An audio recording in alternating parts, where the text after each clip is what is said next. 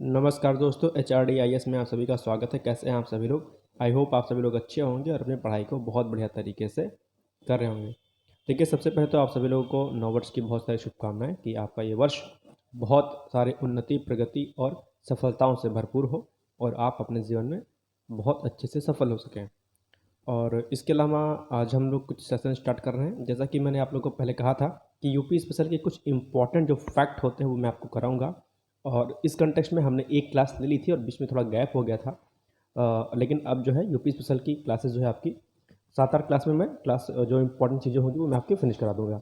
एक चीज़ ध्यान रखिएगा आप लोग कि इसमें से मैं कुछ जो इम्पॉर्टेंट जो चीज़ें होती हैं वही मैं कराऊंगा, और बाकी आप लोग को अगर लगता है कि कुछ इम्पॉर्टेंट है तो आप लोग उसका स्क्रीनशॉट ले लीजिएगा, उसको पढ़ लीजिएगा, राइट। इस चीज़ का आपको ध्यान देना है। ओके, तो चलिए फिर बिना देरी के स्टार्ट करते हैं। ध्यान रखिएगा कि जो मैं कहूँगा इम्पॉर्टेंट है वो बहुत इंपॉर्टेंट रहेगा, उसको आप लोग पढ़ लीजिएगा। जो नहीं बताऊँगा या जिसको छोड़ दूँगा उसका आप लोग स्क्रीनशॉट या पॉज करके वीडियो को देख लीजिए आप लोग। चलिए, तो आज अभी हम लोग स्टार्ट करते हैं किससे? नदी, झील, नदी तंत्र, झील, सिंचाई, भूगर्भ जल संचित। ठीक है, तो देखते हैं कि इसमें कौन कौन सी इंपॉर्टेंट चीज़ें हैं। प्रदेश की प्रमुख नदियाँ कौन कौन सी हैं? प्रदेश की, उत्तर प्रदेश की तो है गंगा, यमुना, रामगंगा, गोमती और घाघरा। पता ही होगा आपको, ठीक है। हिमालय नदियाँ के बारे में इसमें दिया गया है कि ये नदियाँ कौन कौन सी हैं? हिमालय नदियाँ हैं, जिसमें से गंगा है, भागीरथी है, गंडक है, शारदा है, महाकाली, घाघरा, सरयू, राप्ती, बूढ़ी राप्ती, रोहिणी, रामगंगा। तो ये सब क्या है? ये सब आपकी हिमालय नदी हैं, ध्यान रखिएगा। मैदानी नदियों की अगर बात की जाए तो उसमें से कौन कौन सी आ जाएगी? गोमती आएगी आपकी। लखनऊ के जो रहने वाले होंगे उनको पता होगा गोमती लखनऊ में बह रही है। वरुणा हो गए, सई, तपसा, पांडो, आमी, ईसन, कर्मनाशा आदि क्या है? मैदानी नदियाँ हैं, मतलब जो मैदान में बहती हैं। पठारी नदियों के अंतर्गत बेलन, रिहंद, चंद्रप्रभा, सजनम, बिरमा आते हैं। तो ये दिया हुआ है, इसको आप लोग देख लीजिएगा, ठीक है। अब देखिए, जो इंपॉर्टेंट जिसमें चीज़ें हैं वो मैं आपको बता दे रहा हूँ। गंगा ज़्यादा प्रदूषित होती है कहाँ से? कन्नौज से वाराणसी तक। ठीक, कन्नौज से लेकर के वाराणसी तक का जो एरिया है वहाँ पर जो गंगा काफ़ी प्रदूषित है। Ganga river basin management and study centre की स्थापना की गई है कहाँ पर? IIT कानपुर में की गई है, ध्यान रखिएगा। प्रदेश में गंगा गंगा नदी बहती है, 27 जिलों से होकर बहती है, ध्यान रखिएगा। राज्य में सर्वाधिक गंगा तट वाला जिला कौन सा है? बदायूं है, ठीक। अब इसमें क्वेश्चन है कि रामगंगा, यमुना, टॉस, वरुणा, अस्सी, गोमती, सरयू, गंडक, कोसी, कर्मनाशा, बागमती नदियां हैं गंगा की सहायक नदियां हैं, ठीक। केंद्र सरकार ने गंगा को राष्ट्रीय नदी का दर्जा कब दिया? 4 नवंबर 2008 को दिया था, ध्यान रखिएगा। टोंस, गिरी, आसन, हिंडन, सिंध, चंबल, बेतवा, केन, मंदाकिनी आदि यमुना की सहायक नदियाँ। तो ये सब आप लोग क्या कहते हैं, ऑलरेडी ज्योग्राफी में पढ़ते होंगे। प्रदेश में यमुना नदी बहती है, ठीक, दिल्ली से आगरा तक। रिवर फ्रंट डेवलपमेंट परियोजना चलाई गई है लखनऊ में गोमती नदी पर, ठीक, ध्यान रखिएगा। चलिए, नदियों के तटवर्ती नगर, इससे भी एक प्रश्न पूछ लेता है कि बताइए कौन जो है शहर किस नदी के तट पर अवस्थित है। तो एक बार इसको आप लोग डिटेल्स में देख लीजिए। यहाँ से प्रश्न जो है बनते हैं। चलिए, तो बिजनौर, हस्तिनापुर, मेरठ जो है ये सब, इसमें सब सारी चीज़ें दी हुई हैं। तो इतने जो शहर जो दिए हैं यहाँ पर पूरे, ये किस नदी के तट पर है? गंगा नदी के तट पर है, स्थित है, ध्यान रखिएगा। तो इसको एक बार आप लोग जरा रट लीजिएगा, ठीक। चलिए, यमुना नदी के तट पर अगर की बात की जाए तो बागपत, वृंदावन, मथुरा, आगरा, बटेश्वर, इटावा, कालपी, हमीरपुर, कौशाम्बी, प्रयागराज आदि नगर हैं यमुना नदी के तट पर, ठीक, ध्यान रखिएगा। तो ये कुछ अच्छा, प्रयागराज को लेकर के एक बात ध्यान रखिएगा कि प्रयागराज जो है दरअसल यमुना और गंगा नदी दोनों पर तट है, क्योंकि जानते ही आप संगम है वहाँ पर, तो गंगा यमुना सरस्वती का संगम है। तो जो प्रयागराज होगा वो आपका गंगा और यमुना और सरस्वती, ठीक, जो कि विलुप्त हो चुकी है सरस्वती नदी। चलिए, तो ये कुछ इंपॉर्टेंट चीज़ें थी इसमें। अब नदी तंत्र, झील, सिंचाई, भूगर्भ जल संचित का सेकंड पार्ट है, ये है कि प्रदेश की प्रमुख नदियाँ कौन कौन सी हैं, ये मैंने आपको बता दिया, ठीक है। चलिए, अच्छा सॉरी, ये एक्चुअली दो उसमें हो गया है। चलिए, 2 पेज हो गया था एक्चुअली में, सॉरी इसके लिए। अब देखिए, इंपॉर्टेंस में आगे क्या है कि मुरादाबाद और बरेली नगर हैं रामगंगा नदी पर। अब देखिए, इसको मैं पढ़ता चला हूँ, आप लोग ज़रा ध्यान से देखते रहिएगा। मुरादाबाद व बरेली नगर हैं रामगंगा नदी तट पर। लखनऊ, सुल्तानपुर, जौनपुर आदि नगर है गोमती नदी पर। अयोध्या नगर, अयोध्या धाम, गोला, बहलरगंज, दोहरी घाट, बरहा आदि नगर है सरयू तट पर। गोरखपुर नगर किस पर स्थित है?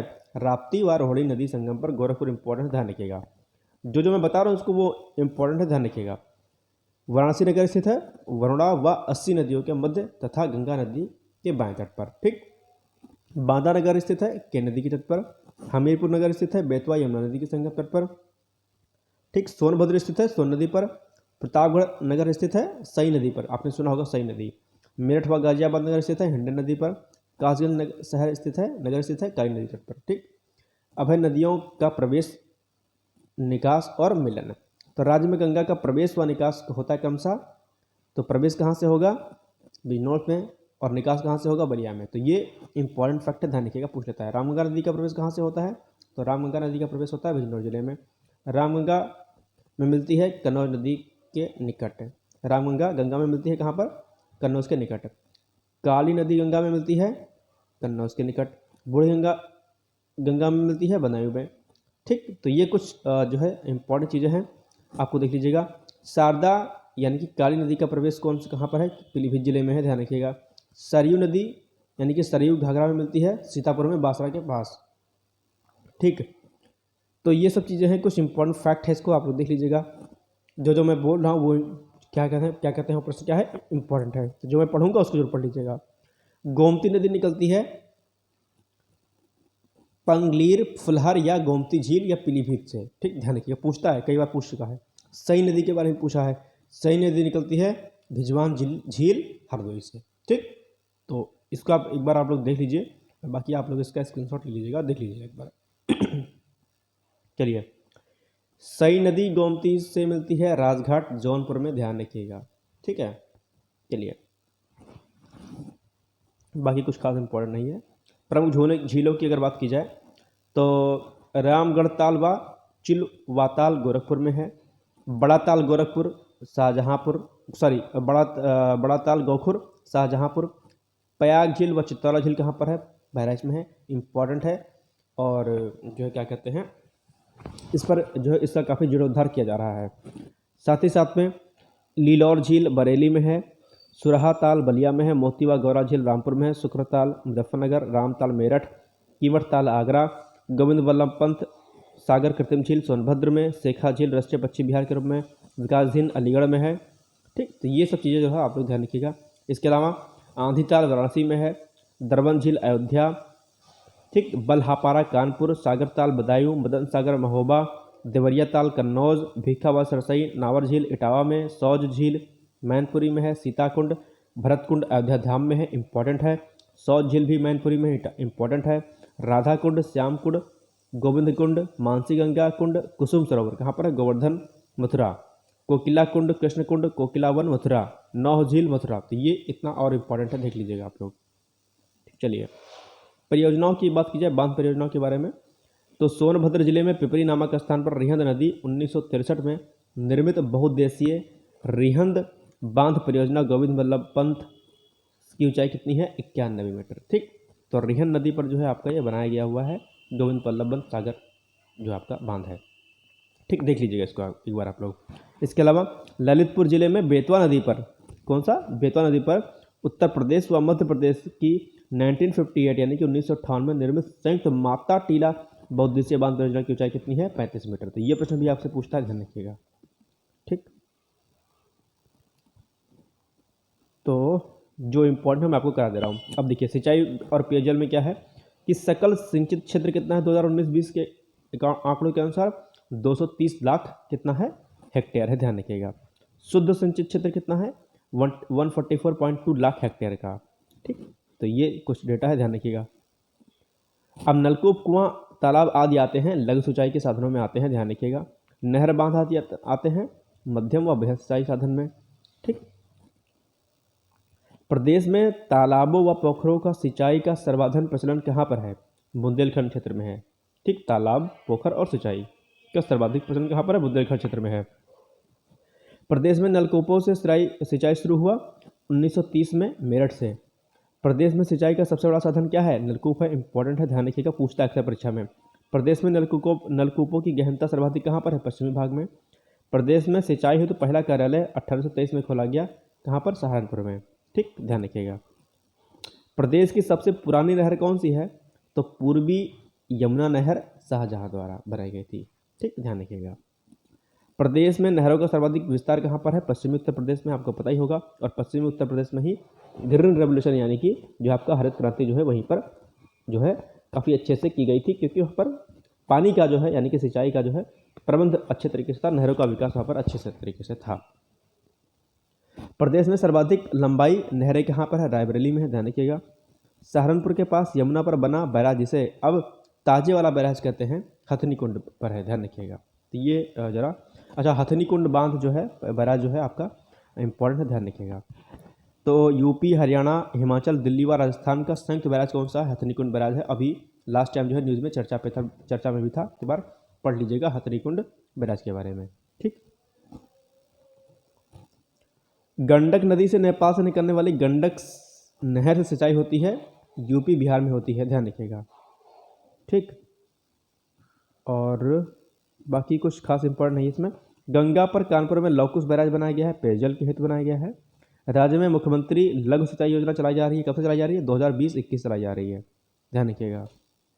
ठीक, तो ये कुछ इंपॉर्टेंट चीज़ें हैं, ध्यान रखिएगा। अब भूगर्भ जल के बारे में थोड़ा देख लेते हैं। तो राज्य में भूजल दिवस कब मनाया जाता है? तो 10 जून को मनाया जाता है। राज्य में भूजल सप्ताह कब मनाया जाता है? 16 से 22 जुलाई के मध्य मनाया जाता है। केंद्रीय नीति आयोग द्वारा 2019 में देश का पहला मॉडल जलग्राम घोषित कौन किया गया? जखनी गांव बांदा किया गया था, ध्यान रखिएगा, इंपॉर्टेंट है। ऊर्जा संक्षिप्तकी के बारे में अगर देखते हैं तो इसमें कुछ खास इंपॉर्टेंट नहीं है आपका, तो इसको एक बार आप लोग देख लीजिएगा, ऐसे ही मैं इसको करा नहीं रहा हूँ। ठीक है, ताप विद्युत परियोजनाएं जो होती हैं वो थोड़ा इंपॉर्टेंट होती है, देख लेते हैं इसको। राज्य के कुल विद्युत उत्पादन में सर्वाधिक योगदान किसका है? तापीय विद्युत का, ध्यान रखिएगा। ठीक,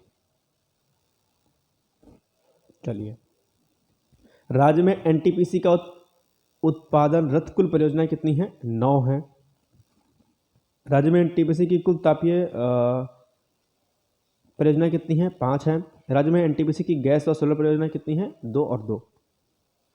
ठीक, रोजा ताप विद्युत परियोजना स्थापित कहाँ पर है? शाहजहांपुर में है। 12 ताप विद्युत परियोजना प्रयागराज में। ललितपुर ताप विद्युत परियोजना ललितपुर में है, इंपॉर्टेंट है ललितपुर वाला, ध्यान रखिएगा। चलिए, राज्य की सबसे बड़ी रिहंद जल विद्युत परियोजना कहाँ पर है? रिहंद नदी पर है, ध्यान रखिएगा, इंपॉर्टेंट है, प्रश्न पूछता है सर। माता टीला जल विद्युत परियोजना कहाँ पर है? बेतवा नदी पर है, ललितपुर में है, ये भी पूछता है आपसे, ध्यान रखिएगा।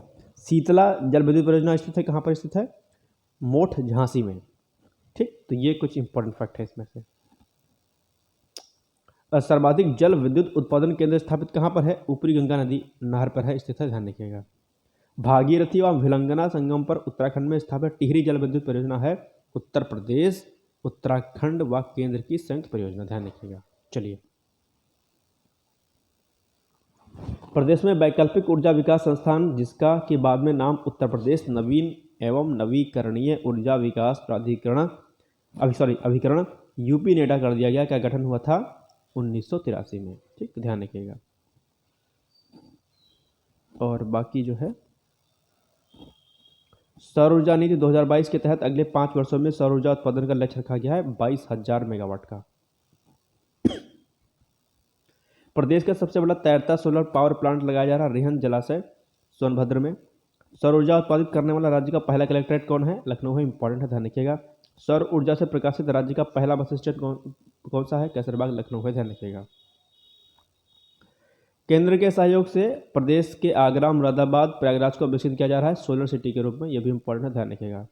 प्रदेश में भूसा, पराली, गोबर, गन्ना, खोई, जैविक कचरे आदि अपशिष्टों आधारित बायो फ्यूल प्लांट लगाए जा रहे हैं, प्रायः सभी जिलों में लगाए जा रहे हैं। ठीक, खनिज के बारे में जरा देखते हैं एक बार थोड़ा सा। तो 1974 में स्थापित राज्य खनिज निगम को भंग कर दिया गया 2020 में।